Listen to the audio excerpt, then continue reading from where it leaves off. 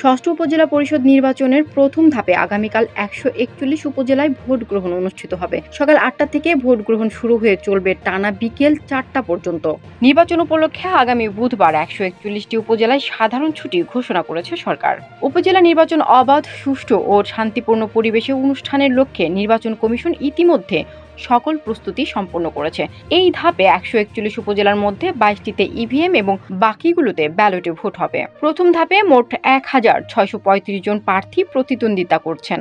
মোট ৪ ধাপের এই নির্বাচনের পরবর্তীতে ৩ ধাপের ভোট অনুষ্ঠিত হবে আগামী ২৩, ২৯ মে ও ৫ জুন।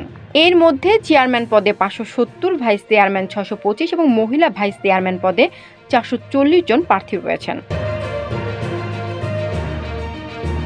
প্রথম ধাপে ১১,৫৫৬ কেন্দ্রের ৮১,৮০৪ ভোট কক্ষে ৩,১৪,৬৮,১০২ জন ভোটার তাদের ভোটাধিকার প্রয়োগ করবেন। এর মধ্যে পুরুষ ১,৬০,২২,২২৪, নারী ১,৫৪,৬৫,৬৯০ এবং ১৮৮ জন তৃতীয় লিঙ্গের ভোটার রয়েছেন।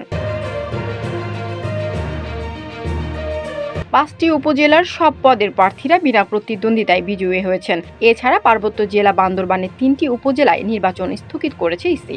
এদিকে নির্বাচন অবাধ, সুষ্ঠু ও শান্তিপূর্ণভাবে অনুষ্ঠানের লক্ষ্যে আইন শৃঙ্খলা রক্ষায় প্রথম ধাপে ৪১৮ প্লাটুন বিজিবি মোতায়েন করা হয়েছে। ৬ থেকে ১০ মে পর্যন্ত নির্বাচনী এলাকায় শান্তি শৃঙ্খলা রক্ষায় মোবাইল ও স্ট্রাইকিং ফোর্স হিসেবে কাজ করবে বিজিবি। নির্বাচন নির্বিঘ্ন করতে কাজ শুরু করেছে পুলিশ, র্যাব, আনসার ও বর্ডার গার্ড বাংলাদেশ বিজিবি। নির্বাচনকে কেন্দ্র করে যে কোনো ধরনের অনাকাঙ্ক্ষিত পরিস্থিতি মোকাবেলায় প্রস্তুত রয়েছে এসব বাহিনী।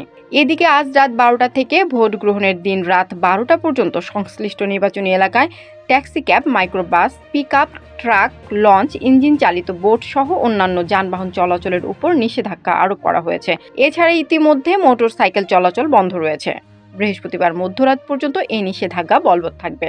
ভোট গ্রহণের ৭ দিন আগে ও ভোট গ্রহণের পরবর্তী ৭ দিন পর্যন্ত লাইসেন্সধারীরা অস্ত্রসহ চলাচল না করতে কিংবা বহন ও প্রদর্শন না করতে নির্দেশনা জারি করেছে স্বরাষ্ট্র মন্ত্রণালয়ের জননিরাপত্তা বিভাগ।